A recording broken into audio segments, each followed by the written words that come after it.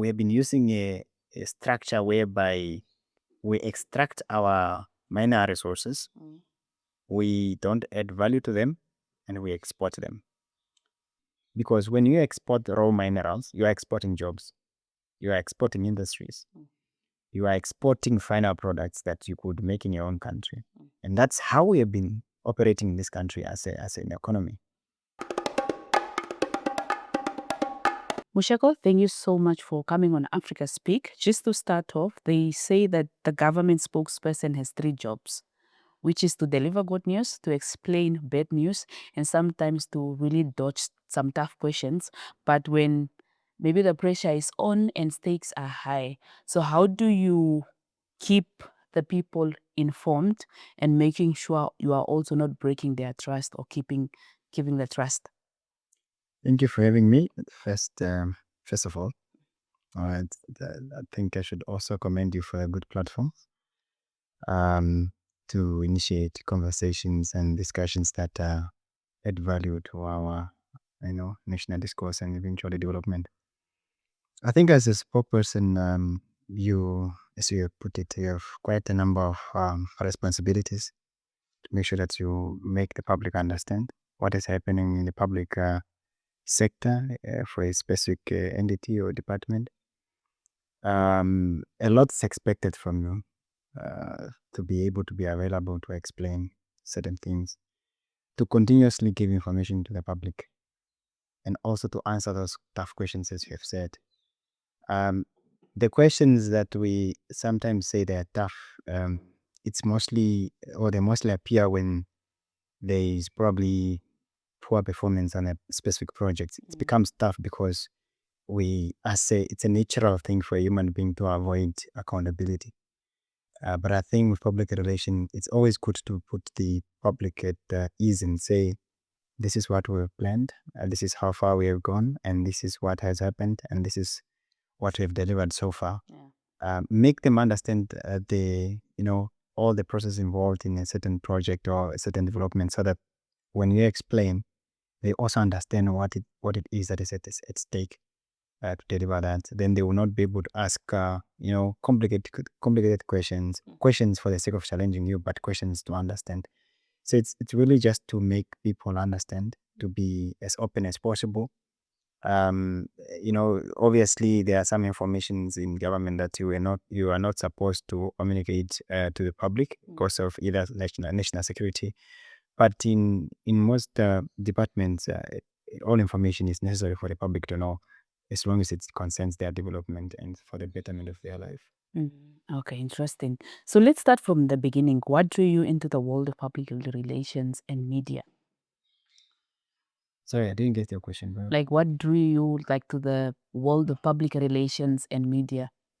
Well, I think sometimes we think these things happen by one can say by accident. My journey as a public relations started how many years now? Maybe 8 years now. But I was first a journalist, so I was first somebody who was questioning government, who would question other public relations the ministers and leaders, why certain things are not happening. So I was on the other side of the river, if you could put it that way. That I used to question government, but then with time, after some time serving as a journalist, I found myself on the other side of the river again, where I was now to answer on behalf of government. But the media industry, it's so fluid that you can find yourself on either side of the river, whether you are a journalist or whether you are speaking on behalf of the government. So it just depends where you find yourself. But what matters is that you're in the media industry, you are in for the sharing of information, because the objective of all of them, whether you're a public relation or whether you are a journalist, it's the information that changes the lives of people. When you're a journalist, you question why certain development have not happened. When you're a public relation, you're supposed to communicate to the public what development is coming and what development has government has done for the people. So it all has to do with the development of the people and the better living standard for the people. All of it now encompasses what we call communication for development. both for journalists and communication specialists or public relations. Okay, interesting. So you've been also been recognized as one of Namibia's government spokesperson that we have. And so in your own experience, what separates a good spokesperson from a great one? I think first of all, if you find yourself doing public relation or communication for government department, you should be passionate about it. It shouldn't be something too driven by job opportunity. Otherwise, it will tire you. You feel tired. You feel like there's a lot you're giving out of yourself to the public. That's if you're not passionate about it. But if you're passionate about it, every day you do it, you feel like you're changing the lives of the people. Because when you give information, for instance, information concerning distribution of water, development of new projects, these projects have got Namibians that are employed there. And these people, their life will get better. So, in a way, when you see people's lives change and they change because of the information you've given them, that gives you that satisfaction, and it keeps you to be way motivated to be that person that would always want to communicate to the public, update the public on time, because it is one thing to be a communicator, but how often do you communicate to the public and how timely is your communication? Yeah. You shouldn't delay information to the public. By the time they get the information on a particular project, time has lapsed and they cannot participate anymore. You don't want that, because eventually their life will not be able to be changed. Your idea is to communicate information that will change the lives of the people by them participating in such projects and also in such national services. Okay. So there's a thin line between being transparent and also controlling the narrative as well. So how do you ensure that the government message is heard without losing the public trust? You see, the thing with the so-called controlling the narrative is very tricky, because I wouldn't really want to control the narrative. I want people to understand. I want people to understand what is that the government is doing, what is that my entity that I'm representing is doing. And in every entity, there is information that should be that is authorized to be communicated to the end users, the public, the users of the service that you are giving. Yeah. But when that information is authorized to be given to the public, how soon do you do that so that the public receive that information? So sometimes you get information, but you don't transfer it to the public. Then you are delaying information. Transparency. I mean, if what I'm told to communicate about the project is exactly what is happening, then I have no question about transparency. There is somebody who is responsible for governance in every institution. I'm not the person that is responsible for governance. I am there for communication. So whatever comes to my table should be communicated to the public. Those that are responsible for governance, then they should be able to make sure that issues of transparency and so on, they are taken care of. But sometimes, like when you ask a question and that information is not yet ready, maybe to be given to the public, or you don't have answer to that question yet. What do you do? Um, there's always a way to make the public understand, to say, this information you're asking now, it's being verified. It's I'm getting, it's approved to be communicated to you. Sometimes the information can be communicated to the public, but who should communicate it? There are certain things that don't really suit me to be communicating those information. For instance, information that regards to the policy change, policy alignment, those are things at the political level or leadership level. They are suitable to be communicated by the head of the institution, the head of the ministry, the head of the organization, because it is sound enough and it's at that level of the policy. And that's why every entity has got two spokespersons. If in a natural environment, the spokesperson that is now ourselves, the public relations, the communicators that are appointed as such, and also the head of the institution, we have certain information that we should communicate, and there are certain information that should be communicated by the head of the institution. So that's the only difference. Otherwise, if there is anything that is ready to be communicated to the public and it's on my table and it's cleared by the head of the institution, I should communicate that. Okay, let's move to the time when you were with the Minister of Agriculture. So you spent nearly a decade as a spokesperson for the Minister of Agriculture. So if you would name maybe one of the achievements you are most proud of when you were with that ministry, what will it be? I think I can't really point out one event. I would say every day of my life I was at the ministry was a day of success. Was a day that I wouldn't regret. Because of the not just the great team that is there, including the management to be specific, but also the importance of what that ministry stands for. You're talking about water. You're talking about food production. You're talking about land. These are things. These are things that are very core to humanity and human beings. You can't do anything without water. As a human being, you can't do anything without land. You can't do anything without food. So every day of my life in that ministry was, I could put it as a success in a way that I have to communicate to somebody that government has done this in terms of water provision. Government is doing this in terms of food production. Government is doing this in terms of land distribution. Yeah. So it's very key. I can't really say this one event. Almost the whole journey I've spent in that ministry. It was an amazing journey. So, agriculture is critical for food security, but some policies can be very complicated or complex to be understood by the public or by the people themselves. So, how do you break down technical policies so that the everyday Namibian could understand and really engage with them? You see, being a public relation communicator, I affiliate it to more or less like being a teacher.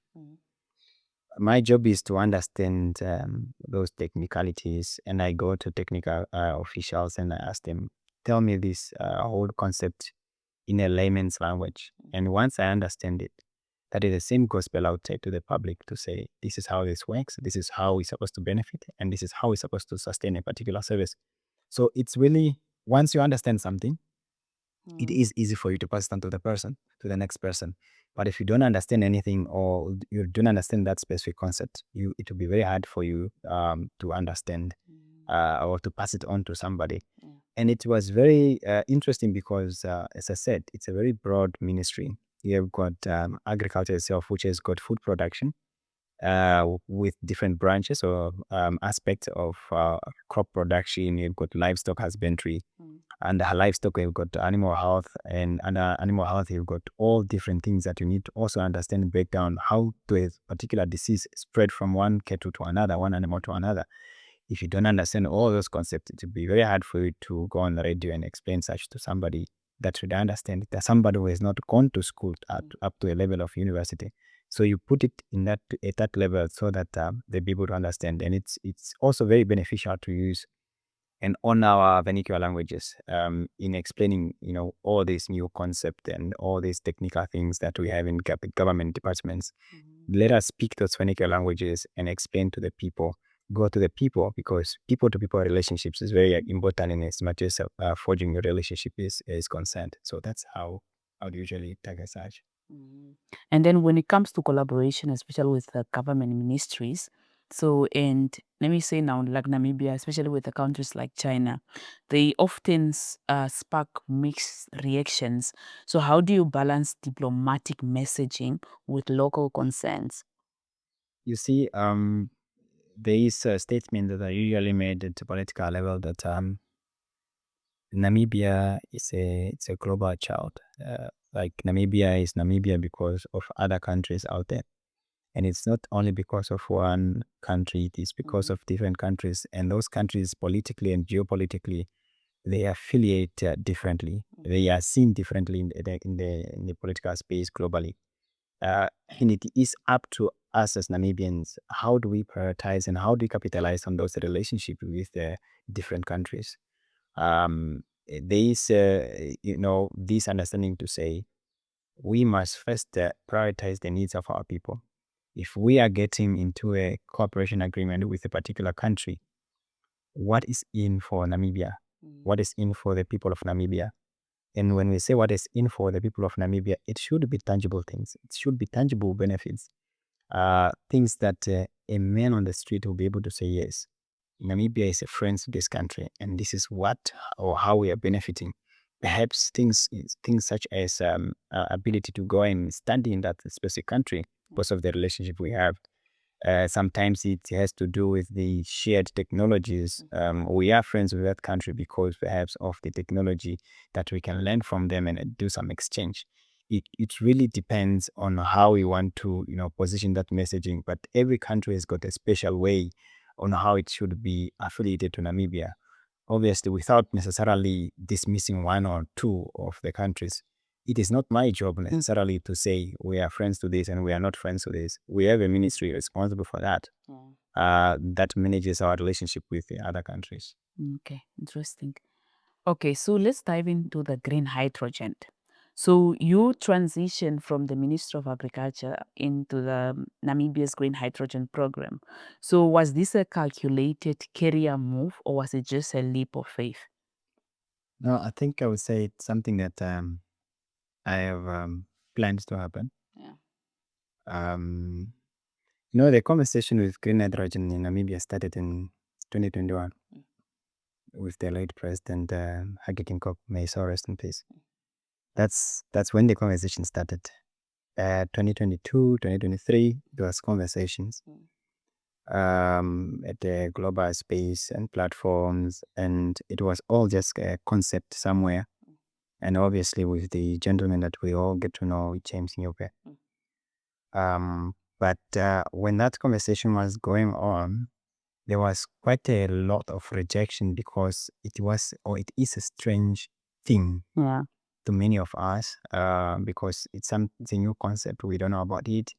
And then to make matters worse, many Namibians, like, and the preacher of this gospel of clean hydrogen, they are being told it doesn't seem to be somebody that speak like them or affiliate like them. So there was a lot of rejection. But my way of being, naturally, I'm a very curious person, very inquisitive, and I want to know more in most cases. So when the conversation started in 2021, we started following these conversations with some of my close friends. We started following the conversation. We started attending events. We started going to the sites, different sites, where these so-called green hydrogen initiatives will take place. Places like Blue Dreads, Valley Space, Rakopmund. I took self-initiatives to visit these projects whenever there's an event. I remember there was an event in Rongo region where the late president also went there. I think it was an inauguration of the one of the project called the clean energy solution. The one for ONL as well as the CMB Tech, the company from Belgium. I went to that event personally because I was very curious to see what people are talking about, what people are rejecting, and what is on the ground. So I've been following that sector from day one when the conversation started. So even when these opportunities now arise in this new industry of clean hydrogen, of the position that I occupy now, it was very easy for me to move because I knew so much about it. I have read up so much about it, and it was also strange to me because clean hydrogen, it's I'm reasoning with people that are talking about chemistry, which is a subject that I never had in high school, but I put it to me as a challenge and learned all these things. So by the time the opportunity came forth, uh, I made my own calculations, and they're like, I'm doing very well at the ministry, very comfortable, job security, and so on and so on. But then this opportunity that I'm seeing at Green Hydrogen, it's so interesting because it challenges me as a person. I I have been, what I should say, I have, for some reason, felt like I've proven my points at the ministry, and I've gone beyond the bar of good performance and good work at the ministry. So I was like, how else do I prove that I can do what I do very well? It's only when I can jump onto a new sector, something that is not well understood, not accepted. If I succeed to make Namibian people understand this sector and be able to participate in the sector like it is happening now, then I can tell myself again that at least I'm proud of myself. I can still see myself as somebody who is a communicator and can be the umbilical cord between the public and an institution. So it was more of a risky move for me, and very uncomfortable. And we all know that comfort is not the best place for growth. I preferred growing in my career. So I was like, let me take up this opportunity. It's a risky move, Yeah. but it's an exciting thing to do because every day you are learning new things, you're engaging new people, and you're talking to the people about this new concept. It's if for those that are into church and biblical or religious issues, it's like you have a new book, biblical book that you have to start studying and then preach to the people about that book and how that specific character has played a role in that specific environment. So it was something that I was very keen to learn, and I'm still learning, and eventually transform or translate that information and decode that information back to the public so that they can understand. As we speak, I'm proud to say that there is quite a number of Namibian people that understand the green hydrogen industry. And it's evident in the participation of national discourses, how the people are engaging, and also the number of people that are recruited in this industry now. We're talking about close to 800. Yeah. These are Namibians that understood that, and that is not just this year, it's something that started 2 years back, that understood that this sector is real, and the earlier the better we understand it and participate, the better for us. So that was really a risky, because I think the moment that you even ended, there was a lot of rejections. People did not still understand what is green hydrogen and what it's all about. So how would you maybe because it's still a mystery to some of everyday Namibians on what is green hydrogen. So if you had to explain it maybe to a 10-year-old, how will you do it? Like, what is green hydrogen? It's very simple, very brief. The world is moving into what we call decarbonization. The new technologies that we will be using very soon, it's technologies that should emit less to no carbon emission. Yeah. And this aspiration of the world, it all as if it's a joke, but it is happening, that the world has to, start moving away from emitting carbon. And this is all because of the industries, very strong industries that we have in different countries. Namibia is not a strong emitter of carbon, but we can play a role in this whole transition by providing the world with what it requires, which is what? Clean molecules, green hydrogen. That's what the world needs. And other sources of energy, clean energy, renewable energy. And where do we find most of that? And how is it and where it is it that is easy to produce in places like Namibia, South Africa, other African countries as well. But how do we, place ourselves to make sure that we don't distract ourselves to participate by, not accepting the industry, by rejecting the industry and overlooking the benefits that we can get from this new industry. So we really have to move along with the world to participate in this so-called transition. Climate change is one reason, because the reason why we have got very funny behaviors of climate nowadays is because of how much gas globally we emit. And that is a fact. We can't run away from it. We need to change the type of vehicles we drive. We need to change the way we industrialize. We need to change our sources of electricity. We need to change almost all those factors that contribute to global emission in terms of climate change. If we don't do that, we will be forced to participate in this or to adhere to global regulations that have to do with carbon emission. I'll give you one example. There's a policy by the European Union that's called CBAM. Somebody can always Google what CBAM is. This is a policy looking at regulating the product that will be exported to Europe and the amount of carbon they contain. That comes from beef. It comes from charcoal. It's anything that has to do with that has to do with going to Europe, they must first check the carbon print in those products. And if you look at Africa, South Africa, for instance, has got so much that goes to Europe that has got a lot of high carbon print. But how do you make sure that you continue participating in that economy of Europe? Is make sure that you transform your industries to the level whereby they will be able to produce products that are acceptable on the other side.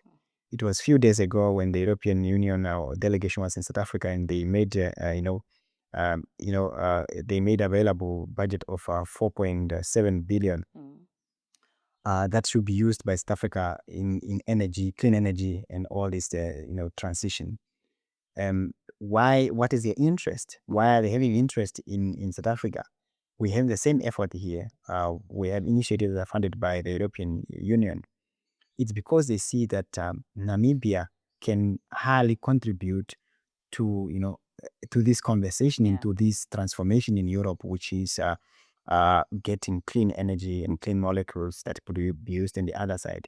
But as Namibians, as a country, how best do we make sure that we get value from this, from these initiatives?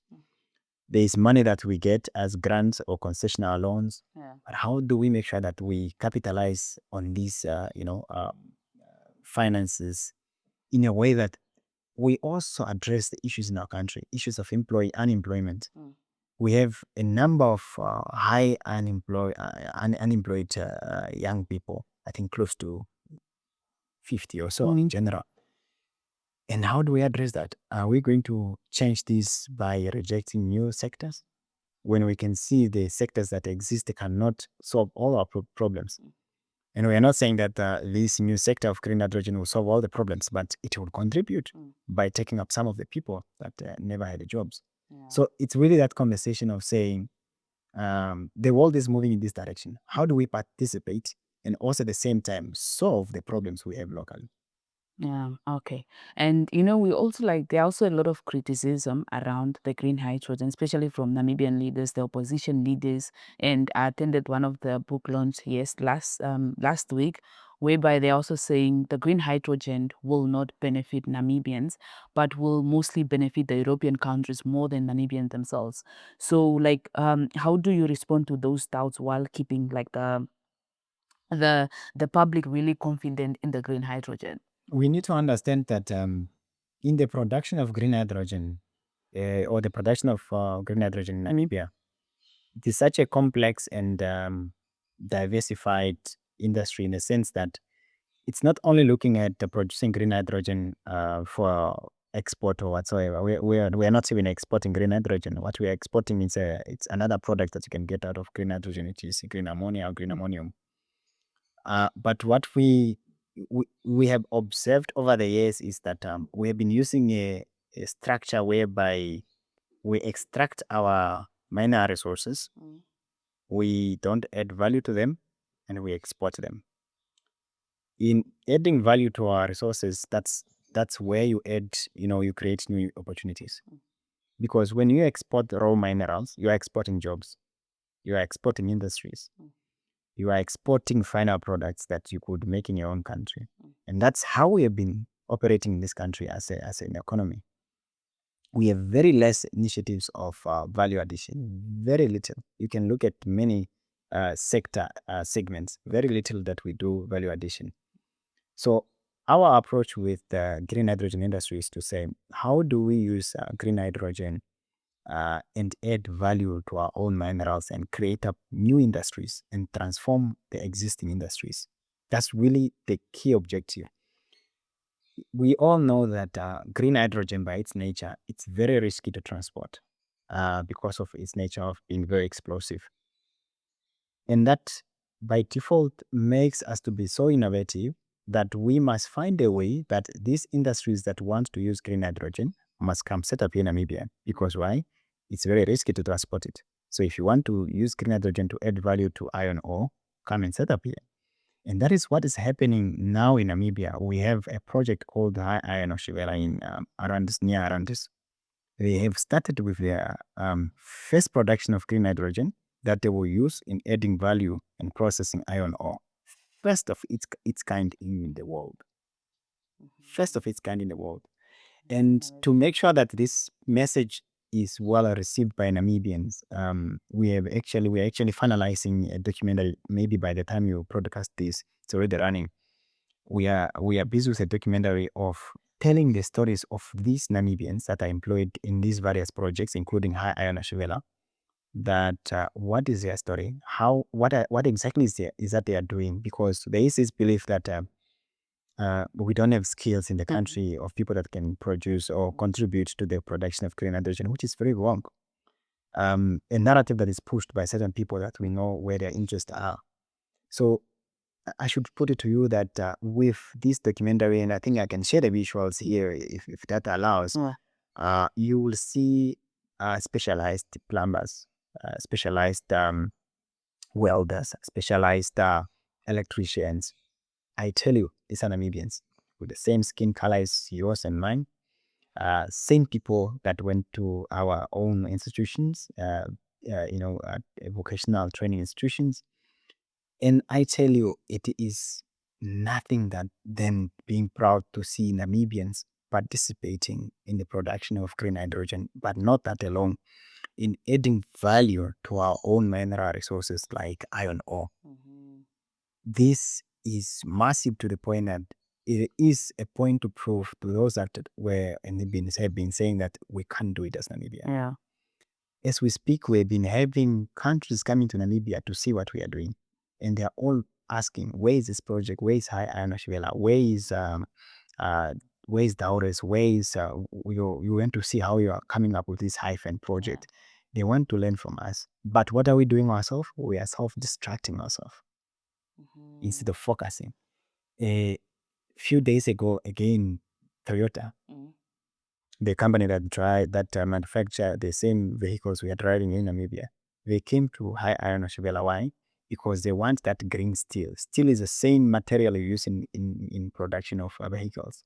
So if they can get green steel and they can use that steel to come up with vehicles that can run either on hydrogen or can run on electricity, you will have a vehicle with less carbon print and that can be traded in markets at a very high value price.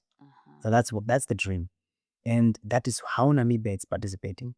And we are not only doing that, green industrialization, it's so complex that we are attracting even players like wind turbine manufacturers. Why wind? Because wind is one of the sources of renewable energy, just like the sun, because there is no desertification of the environment, climate impact.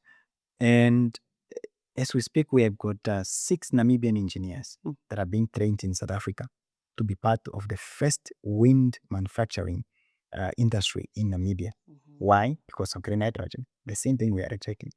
Are we saying these Namibians, these 6 Namibians, these 7 to 800 Namibians that are in this sector, green hydrogen, are they not Namibian enough? Yeah, and I think we do have people like in the green hydrogen but Namibians that are leading and all that. But instead, I think what the Namibians are more concerned is that, are the Namibian really able and capable, and for them to take up high position and for them to be in position where they are able to control or to kind of like lead projects within the green hydrogen, not just getting like the low level jobs. I tell you, the project we have got about 6 green hydrogen projects. Yeah. One of them is High Iron Ashwela. It's owned by a Namibian in partnership with his partner, somebody from Germany. We have got Clean Energy Solution. It's a project owned by a Namibian company, ONL, in the company from Belgium. We have got Daures. It's being headed by a Namibian person who is leading that. The program, the Namibia Green Hydrogen Program, where we are, it's an institution with 99% Namibians. So when we talk about positions in the green hydrogen industry, the executives at the program, if you look on our website, they are all Namibians. So when we talk about positions, which positions do we want? We have people in those positions at high level positions. And I shouldn't even go far. My position. It's a position that one could give it to somebody who studied chemistry and they are probably coming from Belgium because they understand chemistry or they understand certain things. But who is it given to? In Namibia. Somebody who was a cattle header and grow up deep in the village somewhere in Anweda. Interesting. And you spoke of so many different companies within the green hydrogen. But I think if you ask like a everyday Namibian, like what is green hydrogen, then we think it's one big project that is like the government is heading or the government was supposed to be heading. But is green hydrogen like just one big project, or is it actually an industry? It's an industry. It's like you're saying mining. It's like you're saying mining. How many mines we have? We have about I think over 20 something active mines in the country. And it's so when you say green hydrogen industry, it's not one project. It's many projects. Close to 7 projects that are busy with their feasibility studies. Some have done their with their construction of phase 1. Some are moving to phase 2.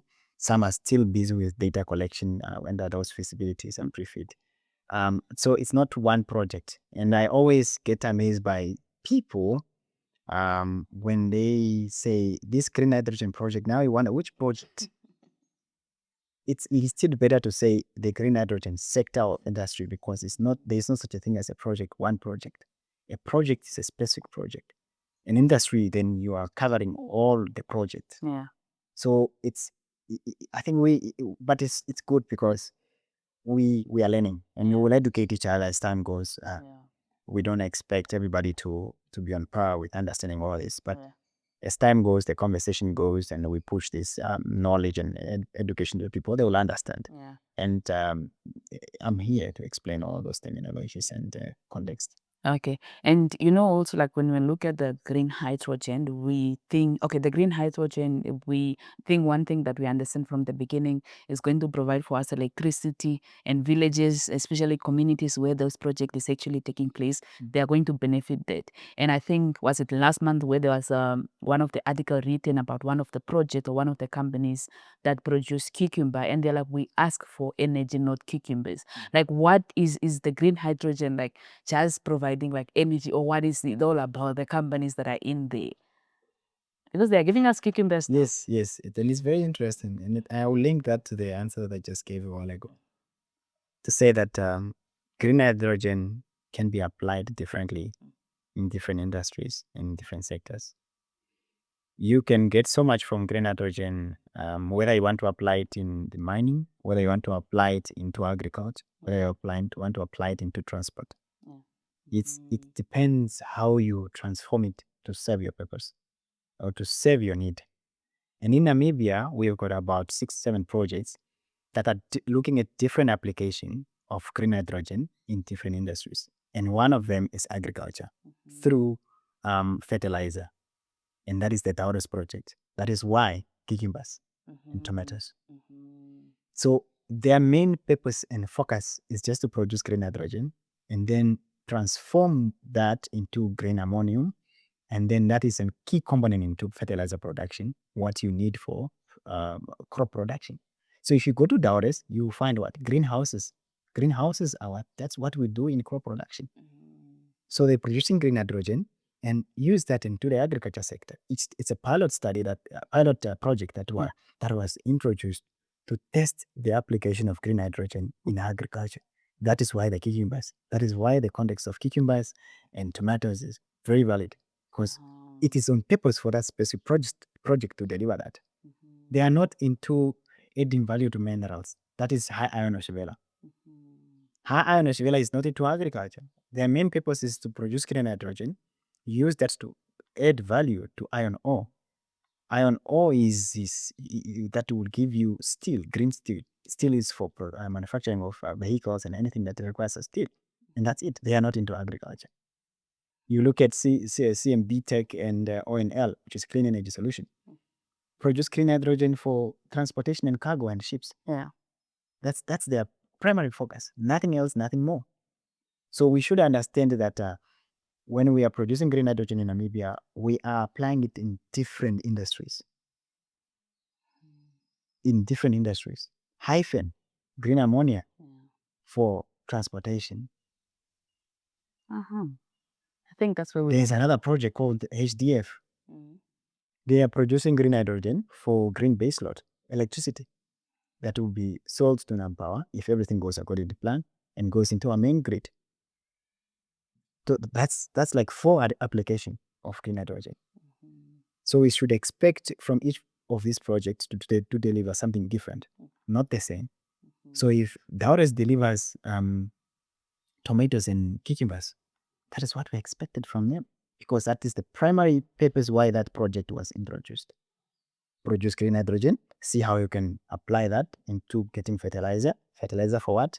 Agriculture. If it works, then we have got green schemes in this country. We produce more of that green hydrogen and produce more fertilizer, and we send that fertilizer to the green schemes. As we speak, we import so much fertilizer in the country for all these green schemes. This is all money that goes out of the country.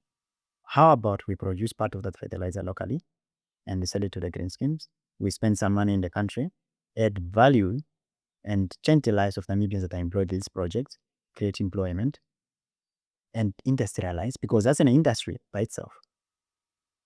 So we shouldn't criticize Daures when they give us tomatoes. That's what they were created for.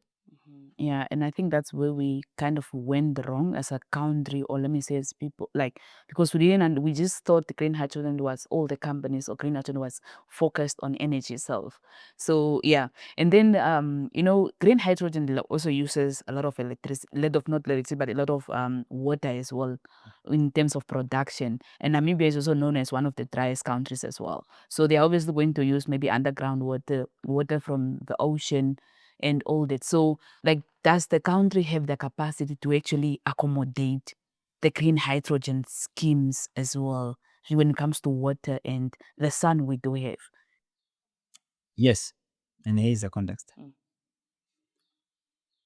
Each project that I have explained here, they are looking at different ways of producing green hydrogen. Yeah. Of which the main source should be water, as you said, correctly so. I'll give you an example of high iron Ashvela.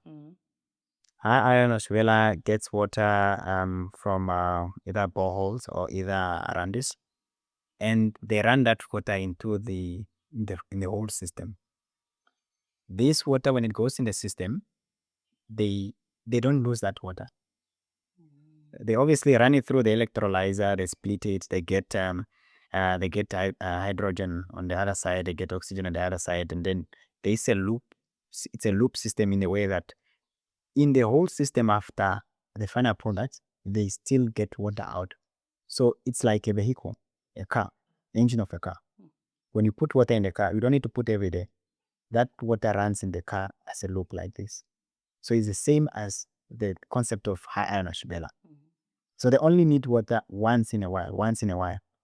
And then the rest of the water, they utilize the same water, produce green hydrogen. The system is designed in a way that, again, they capture that water again somewhere, somehow, and then they use the same water.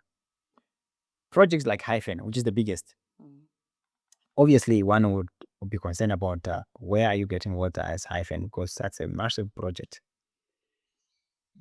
Hyphen is setting up a desalination plant. Namibia currently only has got one desalination plant, which is in Erongo region. And the government has been contemplating on constructing a new one, again in Erongo, to supply mostly the mines. But Hyphen is on the other side of Lutretz. December last year, there was a newspaper article talking about Lutretz and lack of water supply in town. So obviously the question of where will you get the water is very valid. That is why Hyphen, part of their project, if the feasibility study gives that they go ahead during a final investment decision, they will set up a desalination plant, and that is a massive investment just on the desalination plant. Where will they get their water? They get their water from the sea. We have a lot of water there. We get water from there. We get a permit from the Agriculture Ministry. and get water from the sea, desalinate the water. And the plan is that because of the need of water in Ludret, and this project being near Ludret, they will produce more water, and part of that will be sent to the community of Ludret, and then the rest will go then for the main purpose of production of clean hydrogen. The one that goes to Ludret, that will be part of their corporate social responsibility. So they will do that, distribute that water to Ludret through NAM Water. As we speak, we are already having high level engagement with NAM Water to see that we don't set up a project and then after the project is complete is when we call in NAM Water. No, then that's poor stakeholder engagement and development projects. So we want to bring in NAM Water from the onset and say, look, this project is looking at building a desalination plant as part of their project to make sure that they produce surplus water, and part of that will be distributed to the Ludres community. But us, as Hyphen, we are not into water supply. So when we produce this water, we want you to dare to do a take-off pipelines whatsoever, so you can take to your people in Ludres. That's the role of NAM Water. Whether they are going to charge the people or whatever arrangements they put up, it's not really our business. So that is what will happen in terms of where do we get the water, more especially on the bigger projects. So they will produce or they will desalinate water from the sea in a new plant. Surplus goes to Ludres through NAM Water, and then the rest goes to actual production of clean hydrogen. Places like Daures has got boreholes where again they are producing green hydrogen through those boreholes. What do you need to have access to groundwater? You need a permit from the ministry. You need authorization from the ministry. Daures is 50 kilometers away from the communities that are nearby. Other Daures communities, 50 kilometers away, if not 70. And even where you could find existing NAM Water boreholes or ministry boreholes, they are still far away. So there is still also, ways on how do we manage this underground water resources in that area, knowing very well that it can be dry. Because groundwater works in this way that you can drill here, but you may affect the next person 2 kilometers away, 5 kilometers away. So it is still going to be done or still being done in a way that there is consideration that 50 kilometers away, there are communities that exist that may depend on the same groundwater. Interesting. So I know you answered this question throughout while we were talking about the whole green hydrogen thing, but I'm still just going to ask it for the sake of every Namibian out there. Like, who owns the green hydrogen? Because, who owns green hydrogen? Like, how is the Namibian government involved? Because I remember, I think last year there was an article that the government has to buy 24% from one of the project. So, and then a normal Namibian will, or everyday Namibian will ask, they are using our land, so because we have that understanding that it's foreigners that are owning this whole green hydrogen scheme. So how owns the green hydrogen? Now, let me answer this quickly. Green hydrogen production in Namibia is owned by Namibians. That's one. Why? Because of different industries we are setting up. They are being operated and they are initiated by Namibians. In partnership, some of them, they are development partners from other countries. That's one. Two, the notion of saying that there are other countries, there are other people that are here developing this industry. I think we need to maybe, I don't know, how do I put it in a very decent manner to say, we need to accept that countries, nations are not only built by locals. You can Google so many countries that are successful. They are not only built by locals. Google a country or an area called Qatar. How is Qatar built to the level where it is now? Is it by the locals? No. So we should not have this spirit, or if I may put it, because I don't know how to put it. Maybe it's a spirit. of saying that everything that should happen in Namibia should be done by Namibians. No. Countries are not only built by locals. That's one thing we need to understand, that there will be people that will come here with different skills that we may not have readily available. And it's from those people that we can learn by exposing ourselves to those people. And once these people have exposed us to those skills, we must be ready to take over. And that's just in general. Not there's nothing to do with green hydrogen. And I've seen this perception across various sectors, whereby we have a hatred of people that don't look like us, people that don't speak like us, people that don't worship like us, people that are not born in Namibia. And we want everything to be done by Namibians. So we must have that acceptance to say there are certain things we may not be able to do, and we need to learn from each other. Who are those each others? It could be our neighbor South Africa. It could be Botswana. It could be Zambia. It could be Zimbabwe. It could be the Emirates. It could be China. It could be the US. It could be anybody. But what we need to put in place is policies that enable Namibians to be ready to take up these opportunities, to learn fast, to ready ourselves in terms of skills development, so that we can participate in these new developments and new technologies. If we lean back and just complain and say we don't want foreigners, it's not going to help us. Instead, we must say these are policies in place when we work with foreigners in this country. They should be tagged to a Namibian that should learn and get the capacity they need, so that in 2 years' time, in a year time, we get the foreigner to go back if we want to get rid of the foreigner, and the Namibian person continues. Or you can say, because of patriotism, when the Namibian person lands, let the Namibian person be on top, and then the other person may be below. But it's not possible to develop this country as only Namibians. That's a fact. Very hard to believe, very hard to suck in. But it's a fact that we need to be ready to. It's a discussion that we must be ready to discuss. So back to your question, green hydrogen, I can say confidently, it's owned by Namibian. The production of green hydrogen is owned by Namibian. And high iron Oshivela is an example.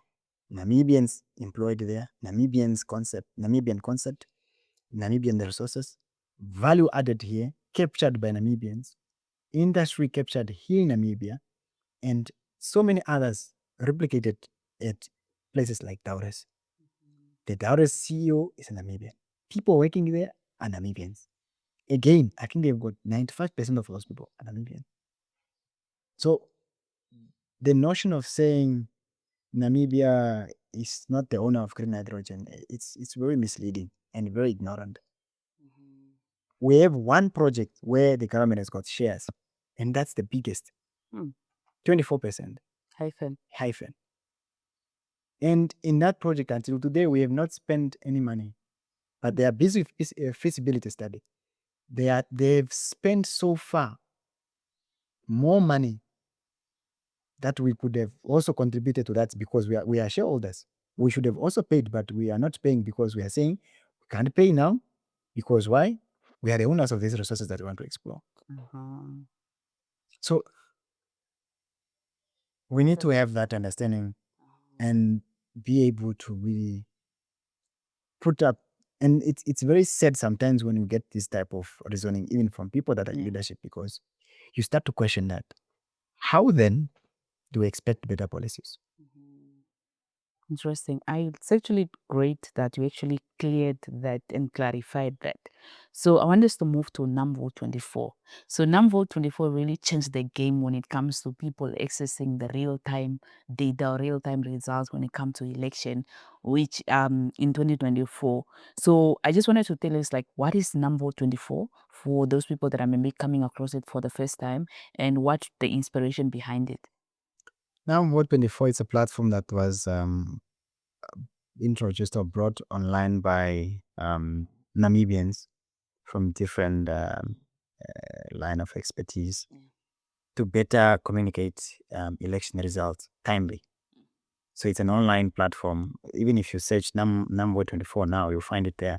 Yeah.